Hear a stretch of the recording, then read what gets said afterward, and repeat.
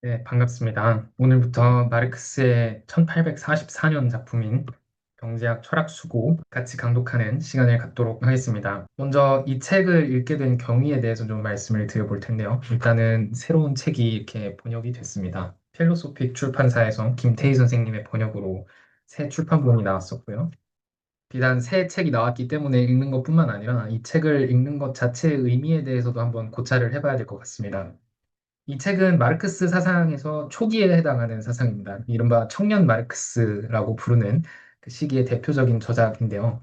그러다 보니 이제 우리가 흔히 알고 있는 마르크스의 성숙기 저작이자 그의 저작을 대표하는 사상을 대표하는 자본론의 여러 가지 경제학적 범주에 대한 해설에 비교한다면 경제학 철학 수고는 개념이 약간 형성되는 과정 중에 있는 발상들을 보여줍니다. 그리고 이 책은 굉장히 늦게 발견되기도 했는데요. 책을 출판할 목적으로 썼다기보다는 자신이 이제 경제학을 구성하기 위해서 애덤 스미스라든지 뭐 리카르도라든지 세라든지 기존의 고전 경제학자들의 저작을 탐독하고 그에 대한 각주와 자신들의 메모를 달아가는 과정 중에서 그 원고들을 모은 것에 가까운 게 이 매뉴스크립트인데 그러다 보니 출판되지도 않았었고 발견도 굉장히 늦었습니다.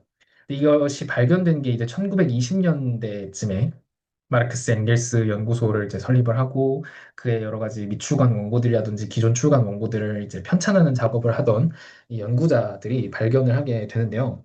발견이 되고 나서 굉장히 많은 사상가들에게 영향을 주었습니다. 이게 알고 보면 자본을 통해서 알고 있었던 우리의 기존의 마르크스에 대한 이해를 보완하거나 혹은 자본의 마르크스를 대체할 수 있는 새로운 마르크스 아니냐. 어찌 보면 청년 마르크스야말로 우리가 돌아가야 하는 곳이 아니냐 이런 이제 주장들이 힘을 얻기도 했었습니다. 대표적으로 이 경제학 철학 수고에 주목한 사람은 게오르크 루카치라는 서구 마르크스주의의 대부격에 해당하는 이제 사상가인데요. 그의 대표적인 개념인 사물화 개념을 만드는데도 이 경제학 철학 수고가 지대한 영향을 끼쳤습니다. 그러면 이 청년기의 마르크스와 이제 후반기의 성숙기, 지적 성숙기 마르크스 사이의 가장 근본적인 차이는 무엇일까라고 생각을 한다면 자본론을 보면 인간이 근본적으로 어떠한 존재이며 어떤 것이 인간의 해방인지에 대해서 철학적인 서술들을 곁들이는 구절들은 굉장히 적습니다. 잘 아시겠다시피 자본이라는 책은 누가 뭐래도 일단은 경제학 저서로 분류가 됨직한 책이고요. 물론 거기에는 절대로 분리하거나 도려낼 수 없는 철학적 계기들이 이제 삼투되어 있기는 하지만 경제학 저서를 염두에 두고 썼다고 할 때 그것은 과학을 정립하겠다라는 포부와 뗄 수가 없습니다. 그러니까 인간이 어떤 존재인지에 대해서 여러 가지 철학적 교서를 들어놓는 것이 아니라 인간이 살아가는 세계의 작동 방식, 그러나 전면적으로 드러나 있지 않고 은폐되어 있는 베일 바깥의 어떤 사회의 작동 구조, 자본주의의 작동 구조, 원리, 그런 것들을 낱낱이 파헤쳐내고 그것을 과학적으로 설명해내겠다라는 야심 하에서 집필된 것이 자본론입니다. 그러나 경제학 철학 수고는 이미 거기에도 이제 제목에도 드러나 있다시피 철학적 계기가 굉장히 중요한 위치를 차지를 합니다. 제3부는 철학에 대한 이제 서술로 굉장히 크게 할애되어 있습니다. 그러니까 인간이란 누구이며 인간의 본질이란 무엇이고 이 자본주의 사회에서의 이 소외라고 하는 현상이 인간의 이 본질을 얼마나 크게 이탈시키는가에 대한 철학적인 문제 제기로 구성되어 있는 게 3부이고요. 또 심지어는 해겔의 정신현상학과 대논리학이라는 굉장히 그야말로 철학적인 저술을 꼼꼼히 탐독하고 그것에 대한 반박을 제시하는 이제 장도 3부에는 갖춰져 있습니다. 절대로 경제학적인 책이라고 보기는 어려운 부분들이 이제 후반부에 몰려 있죠. 그런데 이 경제학 철학 수고라는 제목을 다시 한번 생각해 본다면 이 책의 제목 자체에서 무엇이 예시될 수 있느냐? 경제학과 철학이 분리 불가능한 사유라는 것을 마르크스가 제시하고 있는 거예요. 경제학과 철학이 분리 불가능하다는 건 우리한테 무엇을 시사해 줄까요? 인간의 삶을 탐구하는 데에는 여러 가지 방식들이 있을 겁니다. 그러나 인간에 대해서만 탐구하지 않았어요. 철학도 혹은 철학자들은요. 인간과 무관하게 존재하는 어떤 이른바 실제하는 세계에 대한 호기심으로 인간 사회의 여러 가지 구체적인 변동들과 무관하게 언제나 단일하고 언제나 불변하면서 흘러가는 존재의 질서가 있을까? 이런 것들에 대해서 궁금했고요. 또 모든 만물들을 구성하는 근본 원리라는 게 무엇일까? 이런 것들에 대해서 궁금했습니다. 그러니까 그 인간이 어떤 사회에서 살아가고 있고 어떤 체제에서 종속되어 있고 그 체제에 종속되어 있는 것이 인간의 인식에 어떤 영향을 미치며 이런 것들에 대해서 논의하지 않는 경우도 많았습니다. 인간이 실제로 살아가고 있는 세계에 대해서 관심을 갖지 않았다는 거예요. 그러니까 즉, 철학적인 주제에 있어서 내가 먹고 사는 문제, 오늘 내 식탁에 올라오는 음식의 문제, 사람들이 길거리에서 싸우는 문제, 이런 것들은 역사학에서 다룰 문제이지, 인간의 보편사의 문제, 인간의 보편적인 형상의 문제에 대해서는 전혀 영향을 끼치지 않는다라고 생각하는 잘못된 선입견이 들어가 있었습니다. 마르크스는 무엇보다도 이 천상의 문제를 지상의 문제로 끌고 내려온 철학자라는 점에서 철학사적으로 굉장히 큰 의의를 갖는 사람입니다. 그러면 이제 이 철학이라는 문제가 진정으로 다뤄야 하는 소재를 마르크스가 이렇게 틀게 되면 당연히 중요한 관점이 뭐가 되냐면 경제학적 관점이 될 수밖에 없습니다.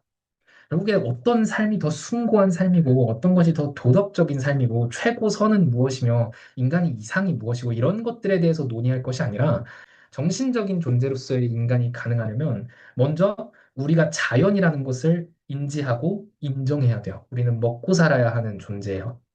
그런데 예로부터 먹고 사는 문제들은 굉장히 천박한 것으로 치부되어 왔었습니다.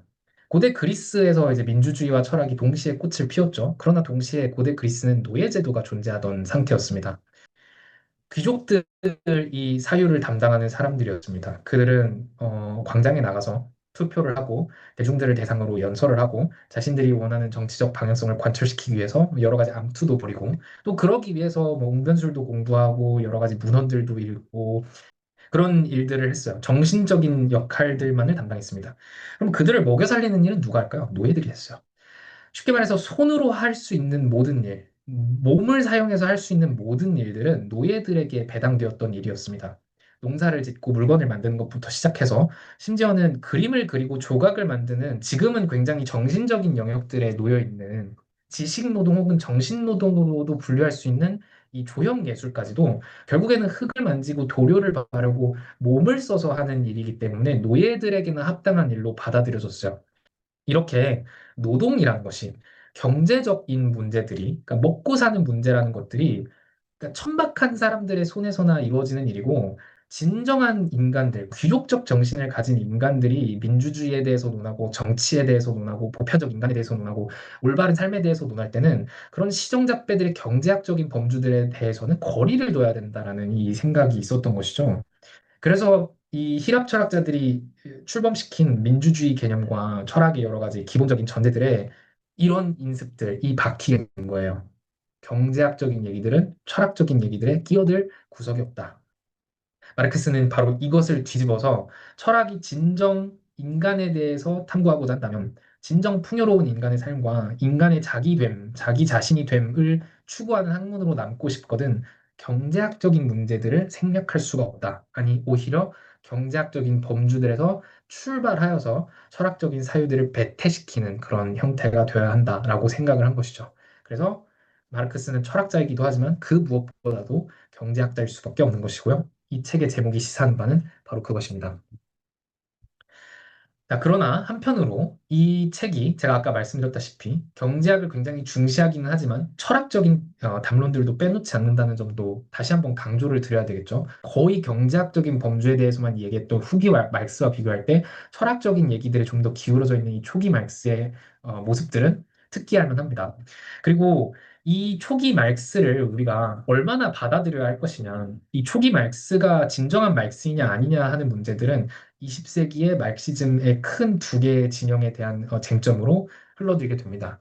한쪽은 제가 아까 말씀드렸던 루카치를 비롯한 서구 말시즘의 진영이 있고요. 또 한편으로는 알투세르와 그의 제자들을 비롯한 그리고 그 제자들이 착수한 자본을 읽자라고 하는 그 프로젝트 혹은 그 저술물을 필두로 하는 알투세리즘이 있습니다. 루카치가 해석한 마르크스는 무엇보다도 초기 마르크스의 그 정수가 있어요.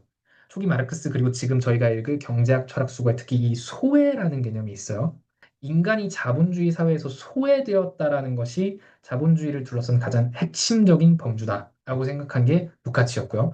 이 소외라는 개념은 단지 경제학적인 개념이 아니라 인간의 자기 상실이라는 문제이기 때문에 마르크스 이전에 헤겔이 이야기한 소외에 접속시킬 수도 있고 그 이전에 어떤 기독교나 종교학적인 차원에서의 신 바깥에 있음이라는 소외의 문제와도 접속시킬 수 있고 일반적으로 인간의 본질이 무엇이고 그것에서 어떻게 벗어나느냐 하는 철학 일반론적인 문제와도 접속시킬 수 있습니다.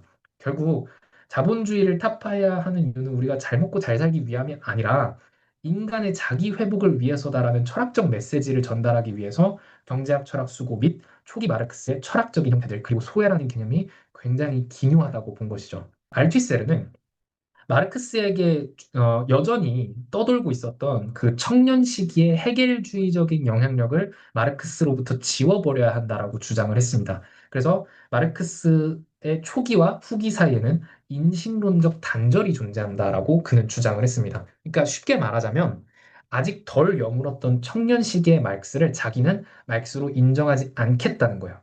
그리고 우리가 마르크스에 대해서 이야기할 때 그 마르크스는 지적 성숙기에 도달한 자본론의 저자로서의 마르크스로 국한시켜야 한다라고 본 것이죠. 왜 그렇게 생각했을까요? 알투세르는 무엇보다 마르크스가 지속적인 힘과 영향력을 행사하기 위해서는 그가 주창한 학문이 과학이라는 것에서 찾아야 한다라는 거예요. 그러니까 마르크스가 주장한 여러 가지 입장들과 사상들이 그의 생각일 따름이라면 그의 생각이 구시대적이고 지금 현대 세계에 잘 들어맞지 않는다는 이유로 얼마든지 박물관으로 향할 수 있습니다. 그러나 마르크스가 이야기한 게 과학이라면 어떨까요? 적어도 그 과학이 대상으로 삼고 있는 그 대상이 존속하고 있는 이상 우리에게 여전히 원리에 대해서 여러 가지 말을 해준다라는 생각을 할 수가 있습니다. 마르크스가 연구한 과학적 대상은 자본주의였어요. 그러니 자본주의라는 게 없어지지 않는 이상, 자본주의라는 게 지속되는 이상, 자본주의의 메커니즘에 대해서 과학적으로 연구한 책이 있다면 그게 19세기가 됐든 21세기가 됐든 여전히 유효한 저작으로서 우리의 도구가 될 수 있고 분석적 틀이 될 수가 있고 박물관에 들어가지 않을 수가 있다는 겁니다. 그래서 마르크스를 정확한 서술, 과학적 개념들을 도입한 사람, 과학적 방법론을 우리에게 안겨준 사람으로서 있는 게 알티셀의 목표였어요. 그래서 알티셀의 입장에서 보자면 마르크스가 경제학 철학 수고에서 이야기하는 여러 가지 뭐 인간의 본질에 대한 이야기라든지 소외라는 얘기라든지 외화라는 얘기라든지 이런 얘기들은 너무 요설스러운 거예요. 해결의 방법론이 과학이 아닌 이상 그 방법론에 영향받고 있는 청년 말스도 과학으로서의 학문을 한 사람이 아니다. 그리고 지적 성숙기를 거친 이후에 자본의 저자가 된 말스가 이런 철학적인 개념, 관념들에 대해서 이야기하기를 삼가고 뭐 가치, 뭐 상품, 뭐 공황, 뭐 등등등 이런 경제학적, 뭐 실질적인 범주들에 대해서 더 이야기하게 되는 건 우연이 아니라는 거예요. 지적으로 성숙했다라고 한다면 그렇게 될 수밖에 없다는 거죠. 자, 어떤 측이 옳고 그른지에 대해서는 뭐 제가 말씀드릴 수는 없겠습니다. 루카치가 옳으냐, 알티세르가 옳으냐 이런 건 일도양단에서 말씀드리기는 좀 어렵죠. 하지만 언제나 변증법적으로 사고를 할 필요가 있습니다. 마르크스 자체도 변증법적으로 사고하는 원칙을 끝까지 포기하지 않은 사람인데 변증법적으로 사고한다는 건 무엇이냐면 어떤 두 개가 대립되어 있을 때 그 대립되는 것은 서로와 전혀 무관하게 마주보고 있는 대상이 아니라 언제나 서로의 안에 서로의 흔적을 품고 있는 거라는 거예요. 마찬가지로 루카치를 비롯한 이 초기 청년 말스의 철학적인 범주들에 대해서 환호했던 사람들 속에는 당연히 지울 수 없이 과학적인 마르크스주의에 대한 필요가 과학의 계기가 들어가 있어요. 알티세르 안에도 저는 마찬가지로 들어가 있다고 생각합니다. 소외라고 하는 철학적 개념을 예시로 들자면 더 이상 자본론에서 마르크스는 소외라는 얘기를 입 밖으로 꺼내지는 않습니다.